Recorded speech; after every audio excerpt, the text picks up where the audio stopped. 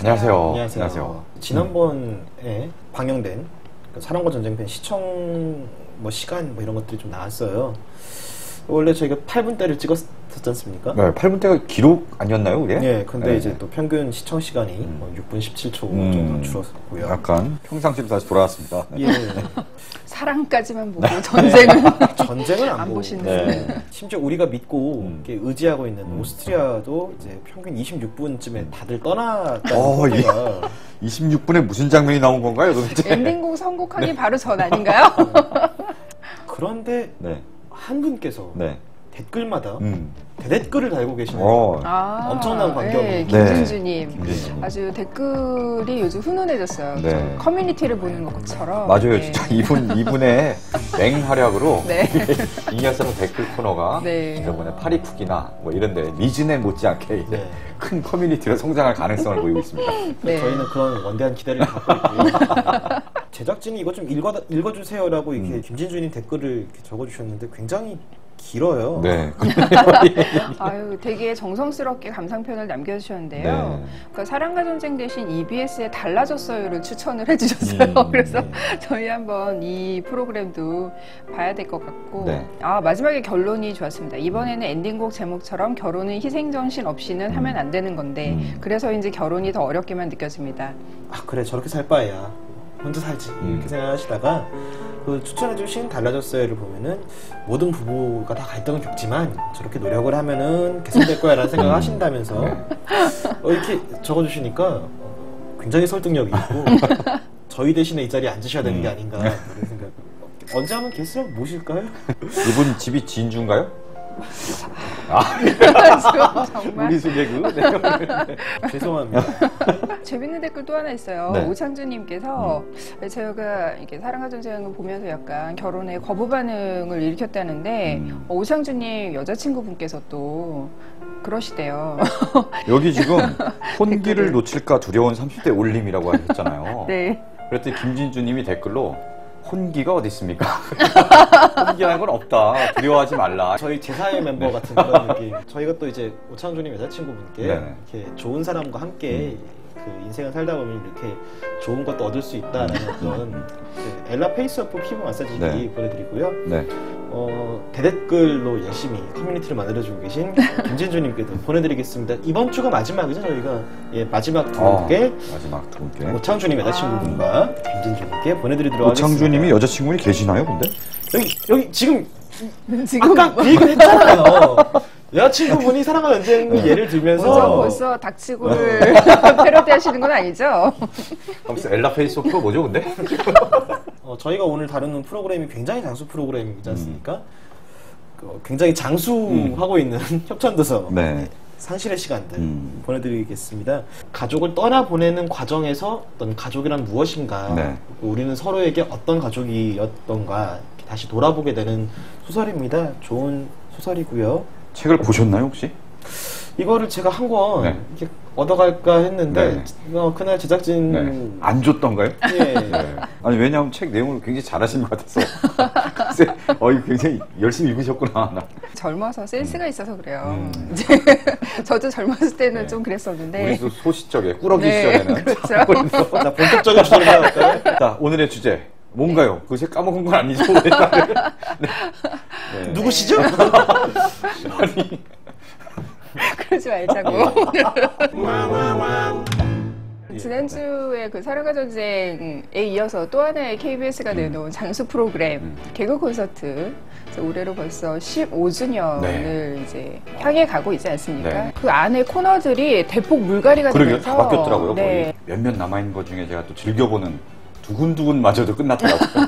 예. 둘이 커플이 맺어지면서 네. 뭔가 고백하고 썸이 되게 길었죠. 그러니까요. 사랑과 전쟁으로 넘어가는 듯한 이제 그 아름다운 엔딩을 꼭 그렇게 네. 사랑과 전쟁으로 넘어가게 돼 있어요. 그렇게 되면 이제 닥치고라는 프로그램이 이제 정치풍자로 네. 화제가 됐는데 네. 그 코너 바로 이전에 우리 동네 청문회라고 네. 인사청문회에서 일어나는 뭐 국회의 표정들을 좀 풍자한 듯한 그런 코너가 먼저 사실은 풍자를 살짝 시작을 했어요. 네.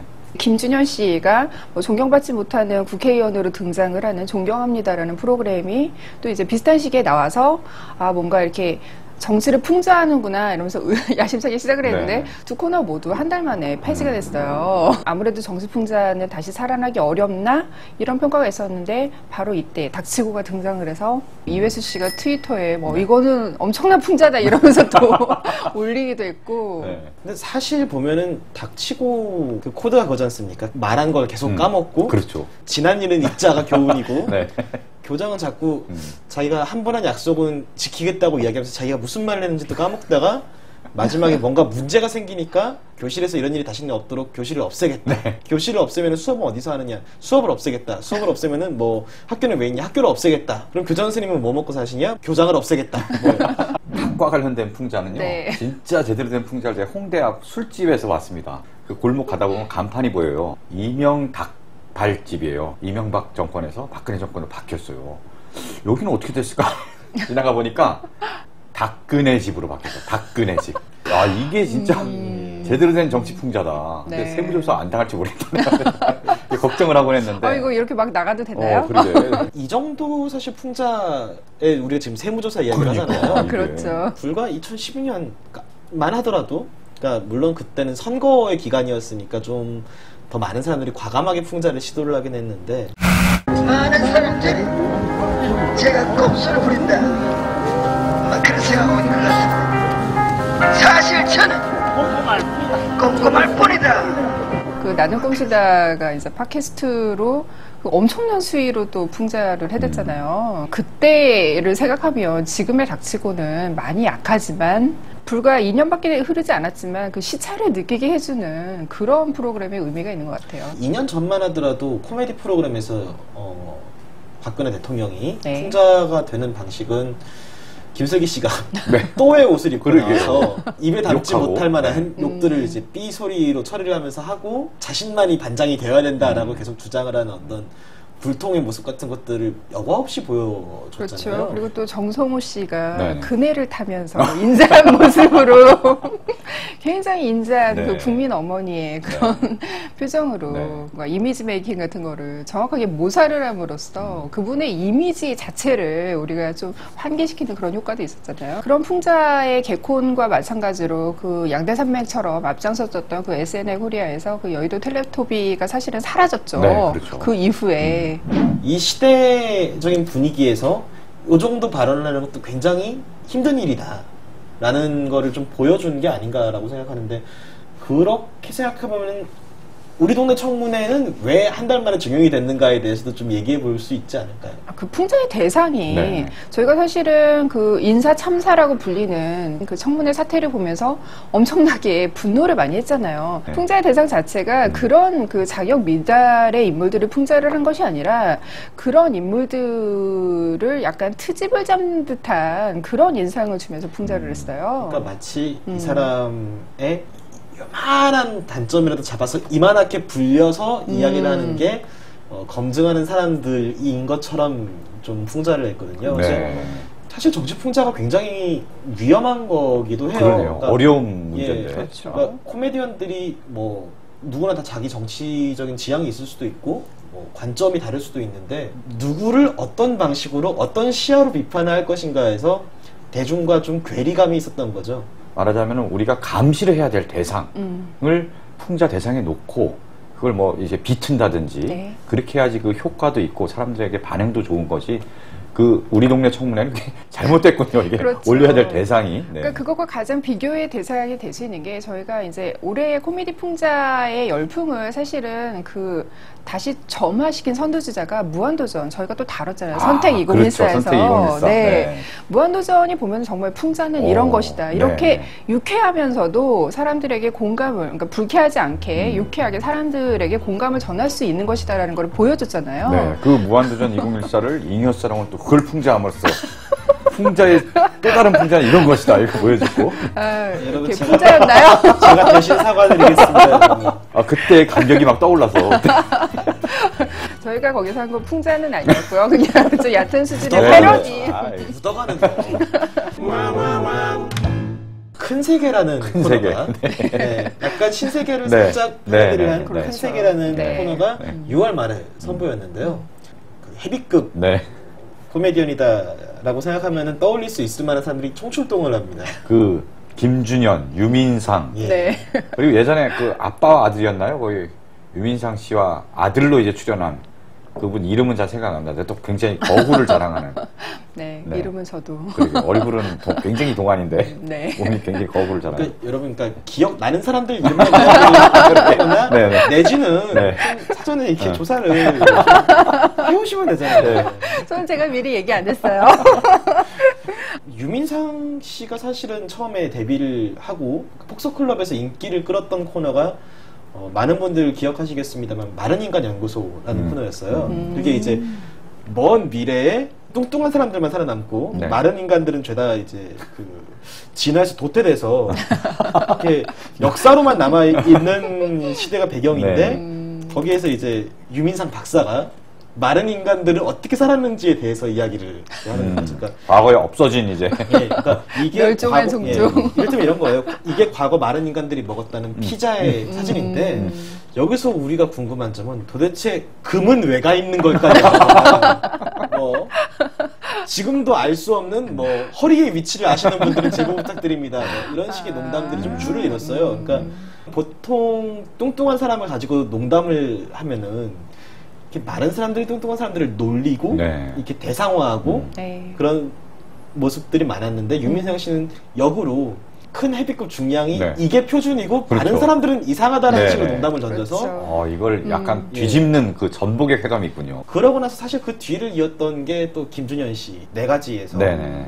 마음만은 홀쭉하다라고 얘기를 했지만 사실 니들이 생각하는 것처럼 나 그렇게 많이 안 먹어 라거나 나는 숨도 안 쉬고 먹는 줄 아느냐 네. 뭐 이런 식의 이야기들을 하면서 자신의 거구와 식탐 같은 것들이 당신들이 생각하는 것만큼 그렇게 이상한 게 아니다라는 농담을 계속했던 분이거든요. 그렇죠. 큰 세계도 약간 설정이 마른 인간 연구소를 좀 연상케 해요. 골목의 어떤 조직의 두목인 유민상에게 자꾸만 김준현이 형님 이제 이만하시면 물러나셔도 되지 않았습니까? 살도 빠지셨는데 이 바닥은 살 빠지면 물러나셔야 되는 거 아시죠? 이러면서 농담을 거는 네. 코너예요. 네. 주체가 됐냐 객체가 됐냐에 따라서 조롱한다는 느낌이 싹 사라지면서 네.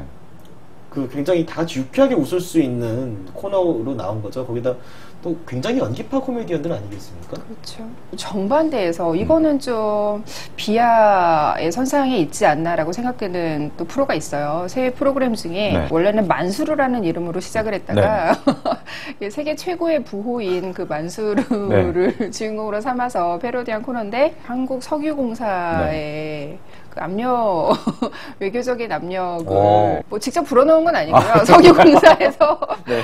미리 알아서. 미리 네. 그래서 이름이 억수로로 바뀌었어요. 아, 그렇군요. 초반에 약간 좀 위험하긴 했어요. 왜냐면 시작할 때부터 이제 살라말레쿰 이러면서 시작을 하고 굉장히 누구를 패러디했는지 너무 이렇게 직설적으로 드러나는데 사실 우리가 생각하는 재벌이 할 법한 어떤 그런 점들을 다 그냥 때려박았잖아요. 네. 그렇죠. 그 김민경 씨인가요? 네. 네, 예. 김민경 씨. 약간 과체중 네네. 예, 으로 등장하는 따님이 있는데 이 따님도 똑같이 얘기를 해요. 그 억수로의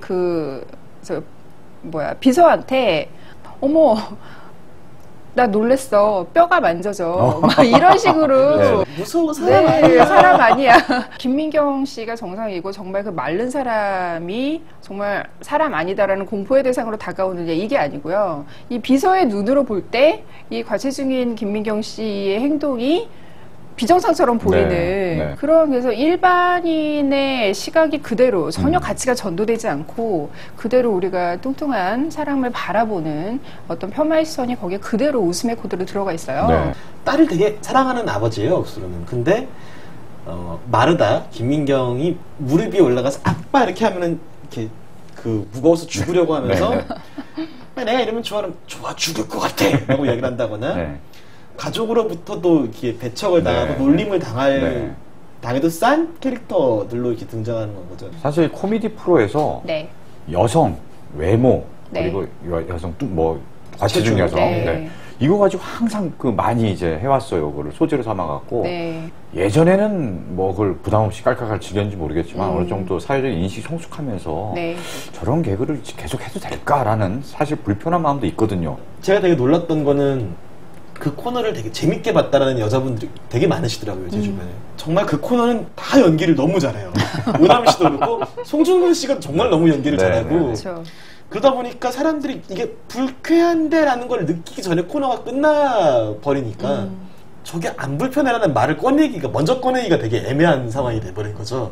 그리고 이제 뭐 좋게 보시는 분들도 네. 분명히 그렇죠. 네. 뭐 그것도 정상이에요. 왜냐하면 이제 웃음의 어떤 수위를 자신이 어느 선까지 받아들일 것이니 이거는 되게 개인적인 문제이기 때문에 또 하나 생각나는 게 무한도전에서 네. 그 노홍철의 소개팅 특집을 할 예. 적에 무한도전이 또 그 여성 비하 논란에 시달렸었잖아요. 노홍철이 좀 굉장히 그 어리고 예쁜 여성을 찾는 듯한 그런 태도를 보이고 이제 그 나이 많은 여성에 대한 어떤 그 편견 섞인 발언 때문에 그 무한도전이 약간 성차별 논란에 시달렸었거든요. 근데 그런 부분에서도 많은 사람들이 난 전혀 불편하게 보지 않았다. 근데 문제는 이제 다 같이 보는 경우라면 어떤 사람이 이제 분명히 불편한 지점이 있을 텐데 그 경우에는 불편할 수 있는 사람들의 약간 시각에 좀 맞춰줘야 그렇죠. 예, 좀 더 그 인권 친화적인 그런 그런 프로그램이 되지 않을까. 되게 오래된 이야기잖아요. 뭐 의사를 소재로 이야기를 하면 의사협회에서 뭐라 그러고 뭐 이를테면 무당을 소재로 뭐 농담을 하면은 뭐 전국 무속인협회에서 뭐라 그러는데 우리는 그럼 누구를 소재로 농담을 하느냐? 이사님은 혹시 제일 재밌게 본 코너 없어요? 새 코너 최근에 중에서? 새로 생긴 코너 중에 네. 저는 뭐 큰 세계하고 닥치네. 닥치고. 닥치네래 내가. 닥치네. 아니, 너무 노골적인데요. 닥치네가 너무 입에 익어 갖고. 저는 그 새 프로그램 중에서 쉰미래. 신미래. 네. 그거는 미묘하게 네. 김선영 평론가님 그 나이 때 이해할 수 그렇죠, 있는데. 맞아요. 뭐 약간 저도 네, 뭔지 알 것 같아요. 코드가. 네, 코드가. 그래서 이제 가령 제목이 너무 좋아하는데. 신미래잖아. 일단 네. 출연하는 사람들이 누군지 얘기를 해야 와닿죠. 그러니까 이제 김지민하고 네네. 김대희 씨가 네, 그 그러니까 미래의 김희애와 유아인을 패러디하는 코너입니다. 그래서 늘 이제 21살 유아인이라고 네, 이제 네. 강조를 하는데 네. 알고 보면은 40줄에 접어든 1990년대 초반에 유행했던 패션을 입고 와서 갑자기 21살이라고 막 박박 우긴다든지. 국진이빵을 네. 갑자기 먹고 싶다고 한다든지. 분명히 나이 차는 나이 설정은 그대로인데 네. 그 김대희는 정말 40대 남성의 애티튜드로 네. 얘기를 하고 있기 때문에 네. 전형적인 개코네. 네. 아무런 어떤 뭐 정치적인 이런 의식도 없고 네. 뭐 무게도 없고 깊이도 없는데 그야말로 그냥 패러디를 네. 잘해서 개콘에 오래 있었던 두 코미디언이 자신들이 잘할 수 있는 어떤 테크닉을 마음껏 네. 보여주는 코너고 그렇죠. 그래서 저는 그 장면이 너무 감동적이더라고요. 너를 위해 준비했어. 카세트 테이프를 딱 꺼내는데 내가 연주한 곡을 담았어. 같이 들어볼까? 아 맞다, 이 데크는 대감기 기능이 없지. 이렇게 돌리고 있는데 선생님 그건 그래서 볼펜을 끼운 다음에 이렇게 돌리면 돼요 라고 이야기를 하는데 네. 갑자기 막 초등학교 중학교 때의 추억이 막 아련하게 떠오르면서 야, 심지어 이 꾸러기 이승환 씨마저도 추억에 젖어들게 만드는. 네. 이야, 그런. 되게 흥미로운 게 그 김대희 씨 같은 경우는 옛날에 주인공을 많이 하다 어느 순간 좀 이렇게 후배나 동료들의 뒷받침을 서포트를 해주는 역할을 많이 하게 됐고 네. 김지민 씨는 오랜 시간 동안 서포트를 해주다가 최근에 좀 나름대로 무명을 벗어나서 좀 이름을 많이 알리고 중심에 떠올랐잖아요. 둘 다 되게 서포트를 해줬던 경력들이 탄탄하게 맞춰 네. 있는 사람들이다 보니까 서로가 서로의 분량을 정확하게 맞춰주는 게 되게 돋보이더라고요. 네. 저는 또 그 김지민 씨 얼굴에 네. 번들번들거리는 물광 이것도 굉장히 메이크업. 굉장히 이거 패러디다 이거 자체도. 그렇죠. 네. 그리고 그에 대비되는 김대희 씨의 그러니까 일부러 더 메이크업을 푸석하게 하는 것 같아요. 진짜 되게 정말 사막을 보는 것 같은. 참 좋은 시절. 지난주부터 이제 네. 새로 시작을 했는데요. 아버지의 빚 보증 때문에 파산을 한 가족이 이제 비좁은 단칸방 안에 모여 사는 이야기예요.